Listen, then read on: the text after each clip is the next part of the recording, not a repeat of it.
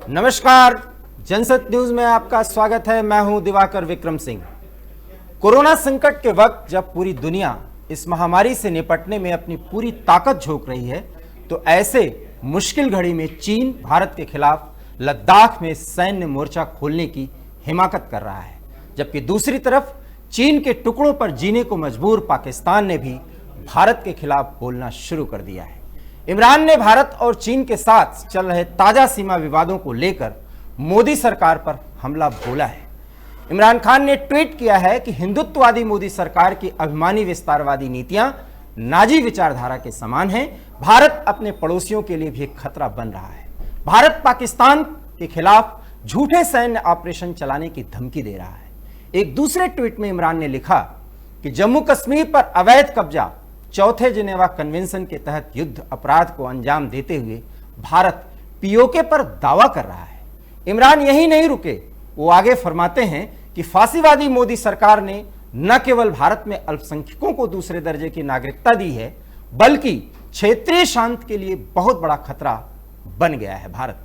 बहरहाल जो भी हो, भारत ने भी चीन और पाकिस्तान की नापाक जुगलबंदी का जवाब देने की पूरी रणनीति बना ली है। इसका अंजाम क्या होगा यह तो आने वाला समय बताएगा, लेकिन इतना तो तय है कि अब भारत दोनों पड़ोसियों को सबक सिखाएगा जरूर। क्या दोनों के साथ एक साथ दो हाथ करने का समय आ चुका है? इसी मुद्दे पर आज हम विशेषज्ञों के साथ एक बड़ी चर्चा करने जा रहे हैं, लेकिन सबसे पहले देखिए हमारी एक खास रिपोर्ट। ड्रैगन हो जाओ सावधान, नहीं बख्शेगा हिंदुस्तान। सेना है तैयार, देगी मुंह तोड़ जवाब। देख लो ड्रैगन, ये है तेजस की उड़ान। लद्दाख में चीन अपनी हरकतों से बाज नहीं आ रहा है। चीन की हर नजर पर भारत को खबर है। चीन की चालबाजी को देखते हुए सेनाध्यक्ष मनोज मुकुंद नरवणे बुधवार को अपने शीर्ष कमांडरों के साथ बैठक कर आगे की रणनीति तैयार की।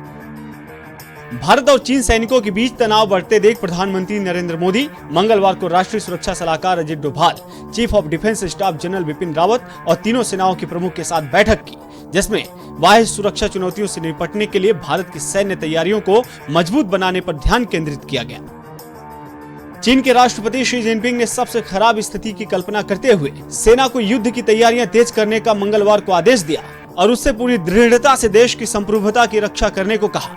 संसद सत्र के दौरान पीपुल्स लिबरेशन आर्मी और पीपुल्स आर्मी पुलिस फोर्स के प्रतिनिधियों की पूर्ण बैठक में हिस्सा लेते हुए ये बातें कही। उधर कटोरा लेकर भीख मांगने वाले पाकिस्तान की तो मानो बाछे खिल उठी हो। पीओके तक को संभाल न पाने वाला पाकिस्तान भारत चीन की तलखी के बीच अपनी औकात दिखा रहा है। पाकिस्तान के वजीर आजम ने भारत को पड़ोसी देशों के लिए खतरा बताया है। चीन के टुकड़ों पर जीने को मजबूर पाकिस्तान अपने आवाम को तो संभाल नहीं पा रहा है, उल्टे वहां की पीएम मियां इमरान को पीएम मोदी फासिस्ट नजर आ रहे हैं और अशांति का पुरौधा पाकिस्तान खुद को शांत मुल्क मानकर भारत को पड़ोसियों के लिए खतरा बता रहा है। बहरहाल चीन की हरकतों को देखते हुए भारतीय पोस्ट KM 120 के पास भारतीय सेना ने अपनी तमाम साजो सामान वहां पहुंचा दिए हैं। वास्तविक नियंत्रण रेखा से जुड़े उत्तराखंड और हिमाचल प्रदेश से जुड़े इलाकों में भी भारतीय सेना ने अपनी सतर्कता बढ़ा दी है। चाइना अपने आप को कितना ताकतवर समझे, लेकिन ये आज का हिंदुस्तान है। हर मार का जवाब देना जानता है। भारतीय सेना उन्हें जवाब देने में पूरी तरह से सक्षम है। Bureau report, Jansatya news. तो देखा आपने कि किस तरह चीन और पाकिस्तान की ये नापाक जुगलबंदी चल रही है और सब कुछ भारत देख रहा है, लेकिन भारत बदल चुका है। वो इसलिए कि भारत अब देखेगा नहीं बल्कि जवाब भी देगा, और वो भी दोनों को एक साथ। और वो ये बताएगा कि किसी भी कीमत पर अगर कोई हिमाकत दोनों ने की तो उसका जवाब न सिर्फ भारत देगा, बल्कि ऐसा सबक सिखाएगा कि भविष्य में दोनों एक पड़ोसी की तरह रहना जान जाएंगे। हमारे साथ इस विषय पर बातचीत करने के लिए विशेषज्ञों का एक पैनल है। हम उनका स्वागत करते हैं। रमेश ठाकुर, वरिष्ठ पत्रकार, हमारे साथ जुड़ रहे हैं। महमूद आलम साहब, जो फॉरेन एक्सपर्ट हैं, वो हमारे साथ जुड़ेंगे। और राहुल लाल, जो आर्थिक मामलों के जानकार हैं और विदेश नीति में चीन की क्या भूमिका होने जा रही है और क्या हो सकती है। राहुल लाल, आपका भी स्वागत। और retired wing commander Praful Bakshi भी हमारे साथ जुड़ेंगे और इनका भी बहुत बहुत स्वागत। राहुल जी, शुरुआत हम आपसे ही करते हैं। चीन की हेकड़ी, हालांकि शाम होते होते ये हेकड़ी अब निकल रही है, और वो चीन जो 2 कदम आगे बढ़ा रहा था लद्दाख में, 3 कदम पीछे करके वो ये कह रहा है कि बातचीत के जरिए हम सारे मामले सुलझा सकते हैं। एलएसी पर ये सुलझाने और सुलझाने का जो ये खेल चलता है, आखिर में ये क्या मजबूरी है, और क्या अगर ये मजबूरी नहीं है तो पाकिस्तान को दुलारने की एक रणनीति तो नहीं है, और अगर है तो भारत ने जो जवाब दिया है उसके मायने क्या है? देखिए, काफी गंभीर प्रश्न है आपका। सबसे महत्वपूर्ण चीज तो जो पूरा घटनाक्रम है, आखिर वो क्यों अचानक से मई का समय आ रहा है। देश इस समय जो है कि वो कोरोना संकट से जूझ रहे हैं, हम लोग सभी लोग, और ऐसे स्थिति में दुनिया में इस तरह के तनाव, और विशेषकर चीन जो है कि हम लोगों ने देखा कि शुरुआत में 5 मई के आसपास जो है कि वो लद्दाख के क्षेत्र से दिखता है, फिर वो सिक्किम में भी उसके उस तरह के तनाव नजर आ रहे हैं चीन के द्वारा।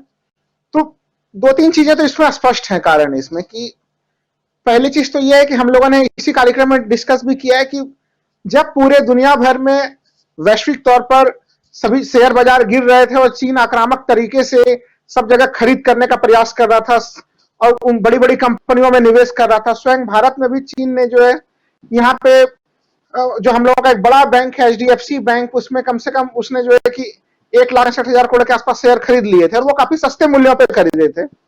अभी उसमें भारत सरकार ने एक नियमों में परिवर्तन किया था, FDI से संबंधित नियमों को लेके, कि चीन अब भारत में सीधे सीधे निवेश नहीं कर सकता। जब भी यहाँ पे कुछ निवेश होगा तो सरकार के परमिशन से होगा।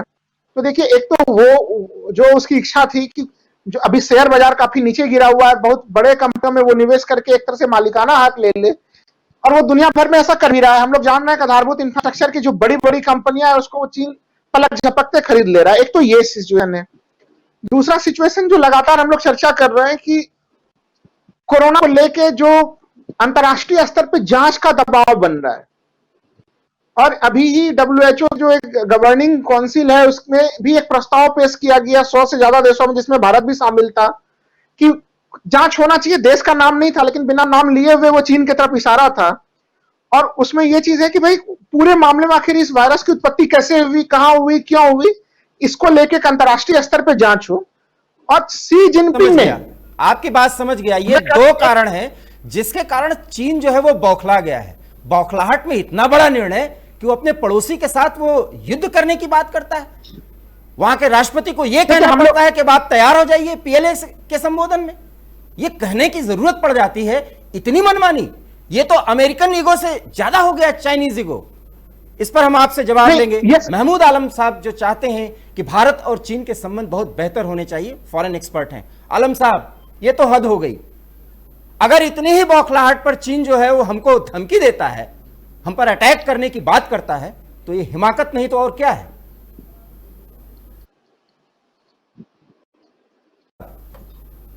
देखिए, इसमें कोई जो है भूलने की बात नहीं है। देखें, चाइना का हमेशा से ही जो है वो इस किस्म की हरकत रहा है। अब लेकिन इस बार मसला क्या हुआ है कि लद्दाख में अगर आप देखें, अपना जो होता है उसमें आर्मी इंफ्रास्ट्रक्चर उसने बहुत बनाया हुआ है, अपनी हवाई पट्टियां भी बनाई हुई हैं, रोड्स भी बनाई हुई हैं, सब कुछ किया हुआ है उसने। लेकिन जब इंडिया अपना जो है मिलिट्री स्ट्रक्चर या इंफ्रास्ट्रक्चर बनाता है तो वो उसको जो है आपत्ति शो करने की कोशिश करता है। लेकिन देखिए, ये मालूम है और हमको भी मालूम है कि आज चाइना हमारी बेहद जरूरत है। चाइना का ह्यूज इन्वेस्टमेंट इंडिया में है। के साथ साथ आपको ये भी करना होगा कि हमारे यहाँ अनएम्प्लॉयमेंट की बहुत ज्यादा प्रॉब्लम से पहले ही थी, और चाइना की कंपनियां हमारे यहाँ है बहुत बड़ा एम्प्लॉयमेंट रेट कर रही है। तो दोनों को एक दूसरे की जरूरत है।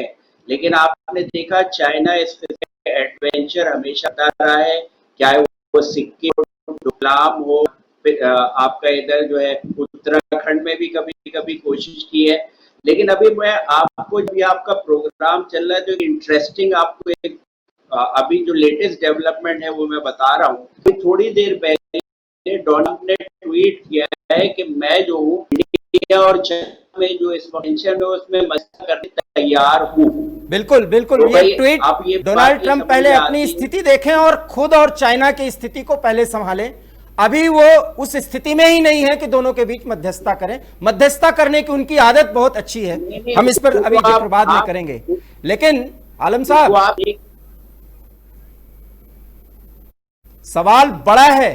सवाल यह है कि चीन को हमारी जरूरत है, हमें चीन को जरूरत है। इस जरूरत में एक पड़ोसी के नाते हमारे संबंध जो होने चाहिए, ठीक उसके उलट आप जिस क्षेत्र पर चाहें वहां पर सैनिक भेज दें और आप एक दबाव बना दें कि हम अटैक भी कर सकते हैं। भारत इतना कमजोर नहीं है और जवाब पिछले 20 घंटे के अंदर जो दिया गया है चीन को समझ में आ रही है। मैं एक ताजा जानकारी दे रहा हूं, वो भी ये कह रहे हैं कि बातचीत के जरिए सब कुछ बातें की जा सकती हैं और सब कुछ हल किया जा सकता है। लेकिन बड़ा सवाल है कि चीन उधर से चिल्लाया और पाकिस्तान के इमरान खान को इतनी बातें समझ में आ गई कि मोदी सरकार और भारत की रणनीति क्या है, ये सब क्या है खेल, और हम कब तक इस तरह से रणनीति के तहत इनको दोस्त या पड़ोसी मानते रहेंगे। देखिए, हमेशा चाइना ने प्रॉक्सी वॉर, पहले वो पाकिस्तान के थ्रू लड़ता था, अब उसने एक और अपना जो है खिलाफ को खड़ा करने की कोशिश की है, वो है आपका नेपाल। तो अब ये तो मैं यहाँ पे बोल चाहूंगा कि ये हम अपनी लड़ाई है, हमको सक्षम होना पड़ेगा कि चाइना ये पता जाए। और ऑलरेडी हमने जो पीरियड लिए हैं कि इंडिया ये हर बार हम कहते हैं कि हमें सक्षम होना पड़ेगा। हमें अपने सक्षम होने में संदेह क्या है? संदेह है भी या नहीं, या हम कहते भर हैं? इसका जवाब हम रमेश ठाकुर से लेना चाहेंगे। रमेश ठाकुर जी, आपका इस चैनल में स्वागत है, इस प्रोग्राम में जुड़ने के लिए। रमेश ठाकुर जी, हम सक्षम अगर नहीं है तो 15 घंटे में हमने चाइना को जवाब दे दिया है और उसी का नतीजा है कि चाइना को कहना पड़ा कि बातचीत के जरिए ही हम अपने मामले को हल कर सकते हैं। क्या कहना चाहेंगे रमेश ठाकुर जी? नहीं, मेरे समझ में नहीं आता है कि हमने क्या जवाब दे दिया और क्या रणनीति बनी है, ऐसा तो कुछ समझ में नहीं आया। हाँ, इतना ये जो 5-6 महीने से जो दोनों तरफ से कन्फ्लिक्ट जो हो रहा है वो जवाब उन्होंने तो दिया है, चाइना के तरफ से तो दिया है। जो हमारी सड़क बनाई गई है उसके ऊपर जो उन्होंने कब्जा कर दिया है, लेकिन यहाँ से माकूल जो जवाब देना चाहिए, जो विदेश नीति हमें चाइना के लिए बनानी चाहिए, मुझे लग रहा वो ऐसी नहीं बनाई गई है। अब कल जिस तरीके से चुप तरीके से प्रधानमंत्री ने एनएसए डोभाल के साथ में मीटिंग करी है, तीनों सेना अध्यक्ष थे, उसके साथ में कई सुरक्षा से जुड़े हुए मुद्दे जो अधिकारी थे उनके साथ में मीटिंग बना के एक खाका तैयार करा गया है कि हम अब इसका जवाब हम लोग किस तरीके से दें, वो बहुत जरूरी हो जाता है। वो जवाब हमें जवाब क्या है मैं आपको बताता हूं। हमें फैक्ट पर भी बात करना चाहिए, मैं किसी का पक्ष नहीं ले रहा हूं। यह है कि एक कदम हम पीछे नहीं हटेंगे और उनको पीछे जाना पड़ेगा। और इस रणनीति के कारण चाइना की तरफ से कहा जा रहा है कि बातचीत ही अब एकमात्र हल है। वो चाइना जो अपने सैनिकों की संख्या बढ़ा रहा था लद्दाख में, और वो पाकिस्तान जो चाइना के हां में हां मिलाने की हिमाकत कर रहा था, 2 ट्वीट बाद इमरान का ट्वीट रुक गया है। आखिर में हम किस तरह की बात चाहते हैं, किस तरह का दबाव बनाने की हम रणनीति चाहते हैं और क्या चाहते हैं कि भारत करे, ये आप लोग खुल करके क्यों नहीं बोलते? भारत को करना क्या चाहिए?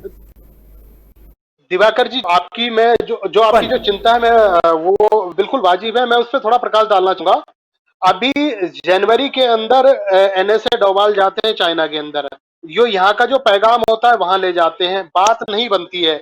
उसके बाद में सुरक्षा से जुड़े हुए कुछ अधिकारियों के साथ में जनवरी से लेके अब तक यूं कह लो कि 4-5 महीने के अंतराल 4 मीटिंगें हो चुकी हैं चाइना के साथ में, कोई माकूल वहां से जवाब नहीं मिला, कुछ नहीं मिला।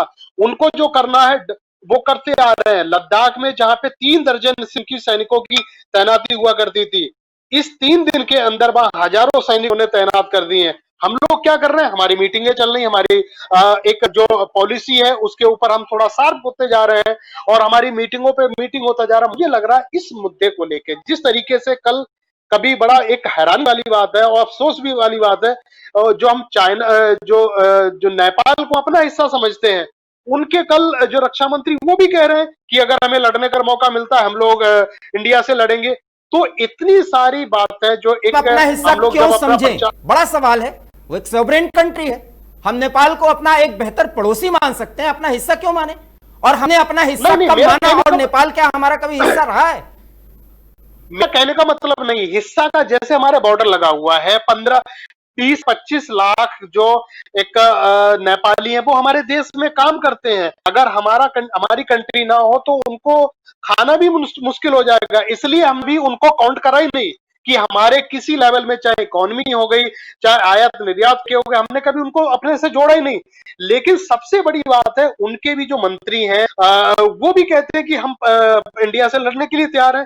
तो इतनी तक क्यों उठी? इतनी ताकत कहां से आ रही है? इतनी बातें कहां से उठ इतनी रही है? बातें इस ऐसे पीछे होती में हैं कहने कि की जरूरत है। पुष्प कमल दहल। आप तो जानते हैं राजनयिक मामलों पर लिखने का आपका लगभग 2 से 3 दशक का अनुभव है।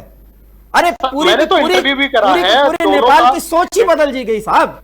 उसी चाइना को तो हम समझाने की कोशिश करते हैं और हमारे विशेषज्ञ, बुरा मत मानेगा, जब हम लोग ये बैठते हैं तो कहते हैं हमारी ये रणनीति नहीं है।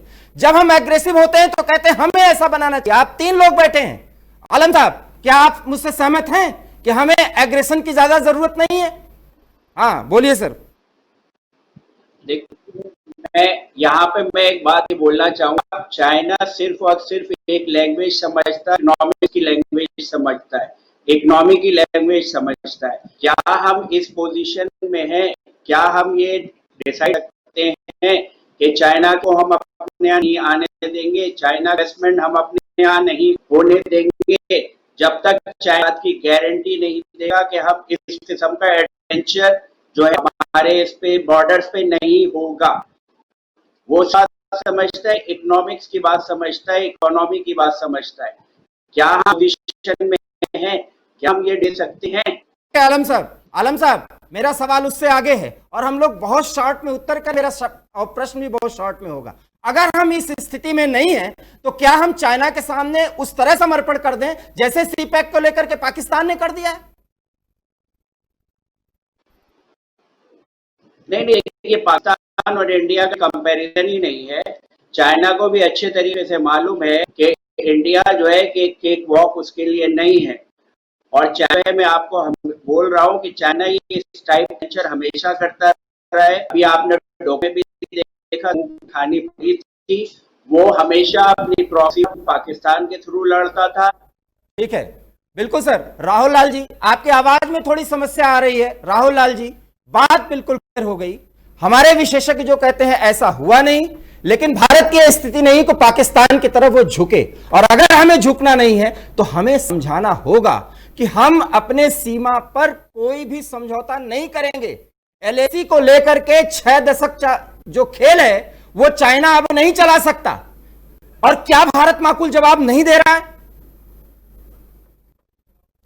रमेश ठाकुर जी, बड़ा सवाल यह है कि क्या भारत माकूल जवाब नहीं दे रहा है, और अगर नहीं दे रहा है तो किस तरह से जवाब देना चाहिए कि चाइना की हेकड़ी खत्म हो जाए?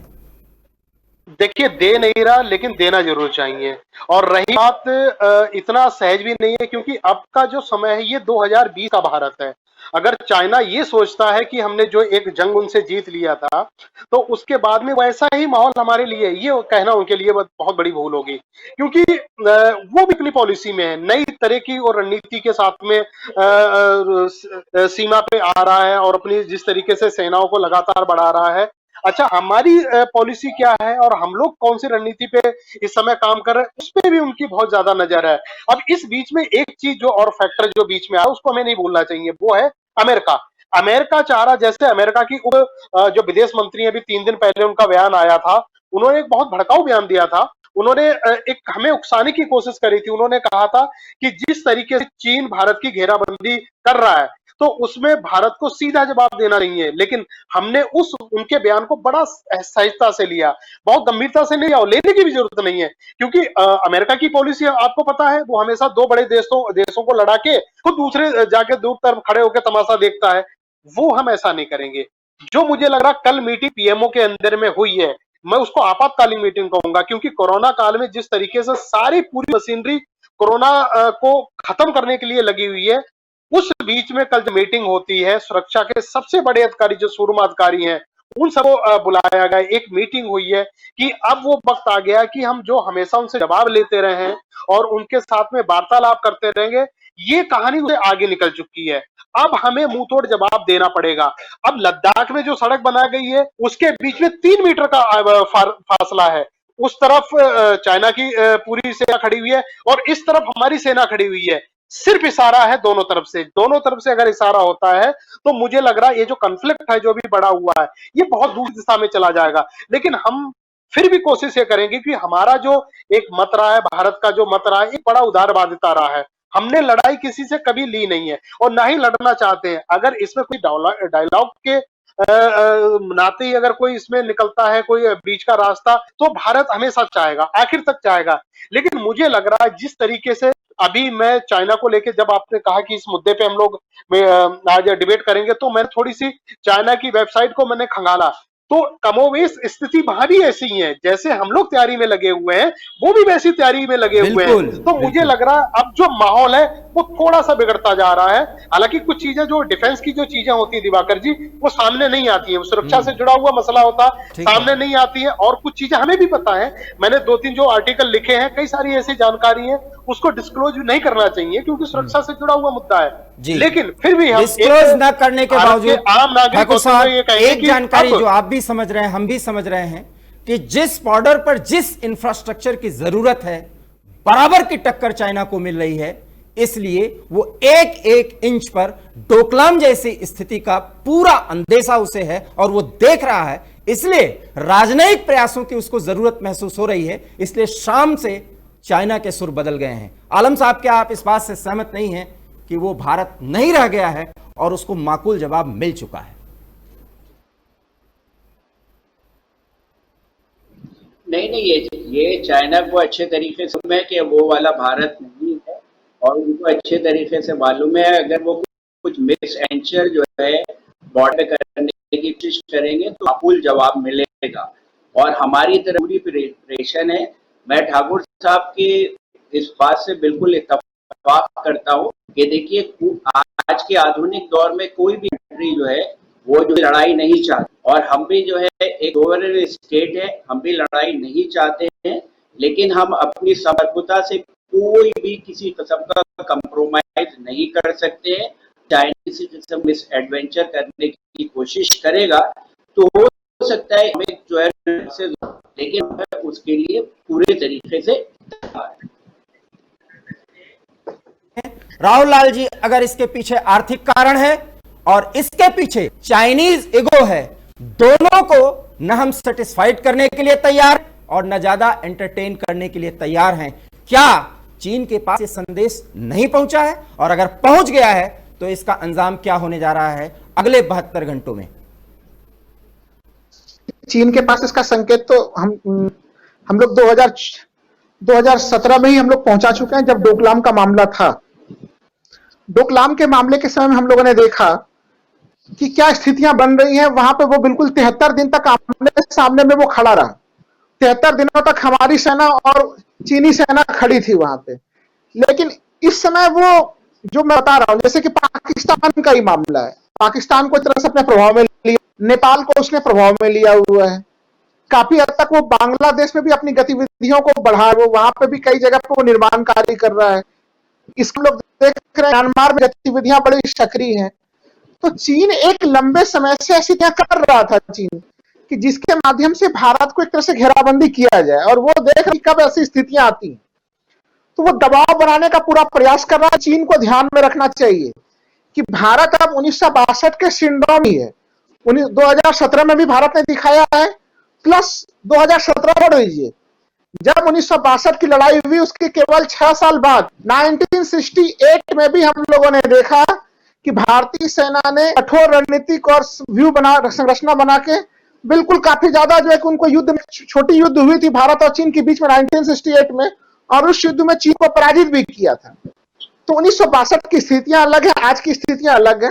हमारे नीति निर्माताओं को बिल्कुल खुल के संकेत देना चाहिए कि किसी भी जैसे हम अपने संप्रभुता के लिए और इन मामलों में हम बातचीत करेंगे, लेकिन उसकी भी एक सीमा से आगे हम बातचीत नहीं करेंगे। क्योंकि जब डिप्लोमेसी में बातचीत करते हैं तो चीनी जो वार्तालाप होती है उसमें पिंग पोंग उसको डायलॉग को ज्यादा कहा जाता है कि वो हमेशा कुछ मामलों पर सहमति जताते हैं, कुछ नए मुद्दे लाते हैं और बहुत सारे फिर असहमतियां खड़ा कर देते हैं। बिल्कुल। राहुल जी, आपने वो बहुत महत्वपूर्ण बात कही और बहुत देर में प्रफुल्ल बख्शी साहब जुड़ रहे हैं। लगभग समय समाप्त हो रहा है, लेकिन बख्शी सर आप चूंकि लास्ट में जुड़े हैं, एक ही बात कि डोकलाम के बाद अगर कोई स्थिति लद्दाख में चीन ने फिर बनाने की कोशिश की डोकलाम की तरह, तो माकूल जवाब न सिर्फ दिया जा रहा है बल्कि और भी कठोर कदम उठाएगा भारत, और चीन इस बात को समझ चुका है। क्या आप इस बात से सहमत हैं? मैं बात से सहमत हूं कि भारत खाएगा और चीन को पता है, पर एक बात हमें याद रखनी चाहिए, हमें शुतुरमुर्ग की पॉलिसी अपनानी। हम कह रहे हैं कि हमने अपना 67 ऑनवर्ड रवैया बदल दिया है, वो हम चीन में तो रवैया नहीं बदला। चीन वही है, वो जब हमला करना चाहेगा वो हमला करेगा, और चीन जो है तैयार है। अभी उसके लिए लड़ाई का समय नहीं है। चीन बड़ा, और चीन ने जो अपना डिप्लोमेसी लगाई है, भारत को चारों तरफ से उसे डाउन कर रखा है। सारी कंट्रीज के साथ में हमारे रिलेशनशिप इस समय टेंशन में है। चीन का बोल बाला है, उसकी डिप्लोमेसी क्यों इतनी तगड़ी है, हमारी क्यों नहीं तगड़ी? ये आज चीन 3.5 किलोमीटर अंदर क्यों आ गया है? अगर हमारी तगड़ी नहीं है तो अमेरिका और यूरोप का साथ किस तरह से मिल रहा है? सर मुझे जवाब सीधा चाहिए। आप अमेरिका और यूरोप का साथ आप मिल रहे हैं क्योंकि चीन उनके खिलाफ है, वो मैं मानता हूं, पर हमारे जो 7 कंट्रीज चारों तरफ हैं वो हमारे खिलाफ क्यों हैं? आप उसको देखिए, आप ये क्यों ये होने। प्रफुल्ल बख्शी साहब, समय समाप्त हो चुका है। हमारी पीसीआर टीम कह रही है क्योंकि हमें आगे के भी कुछ प्रोग्राम्स करने हैं और हमारे साथ गेस्ट भी जुड़ चुके हैं। तो आप सबने जिस तरह की बातें कही हैं कि चाइना की विस्तारवादी नीति को भारत आगे नहीं बढ़ने देगा, हो सकता है कि हमारे विशेषज्ञों के नजरिए में भारत अभी भी बहुत संभल के कदम उठा रहा है, लेकिन डोकलाम के बाद लद्दाख में एक बार फिर चीन को तगड़ा झटका लगने वाला है, क्योंकि एक साथ भारत ने चीन और उसके टुकड़ों पे पल रहे पाकिस्तान को संकेत दे दिया है कि दोनों मोर्चों पर एक साथ भिड़ करके अपनी सोवरेनिटी और अपनी सुरक्षा को सुनिश्चित कर सकता है। आप सभी मेहमान हमारे साथ इस डिबेट में शामिल हुए, आप सबका बहुत बहुत धन्यवाद। लेकिन इतना तय है कि भारत 130 करोड़ जनता की बदौलत और उनके जज्बे की बदौलत अपने देश के हर एक इंच भूमि का पूरी तरह से रखवाला बन सकता है। हर भारतीय उसकी सुरक्षा करने में हम सक्षम हैं और हमें अपने तीनों सेनाओं पर गर्व है, और इस गर्व के साथ न सिर्फ हम चीन और पाकिस्तान को एक बड़ा जवाब देने की तैयारी में हैं, बल्कि पूरी दुनिया को दिखाने के लिए तत्पर हैं कि भारत एक था, एक रहेगा, सोवरेन था और सोवरेन रहेगा। इसी के साथ मैं ये डिबेट समाप्त करता हूं। आपको अगर हमारा ये विचार और ये डिबेट पसंद आया हो तो हमारे इस चैनल को लाइक करिए, हमारे इस डिबेट को शेयर करिए और चैनल को सब्सक्राइब करिए। बहुत बहुत धन्यवाद। नमस्कार।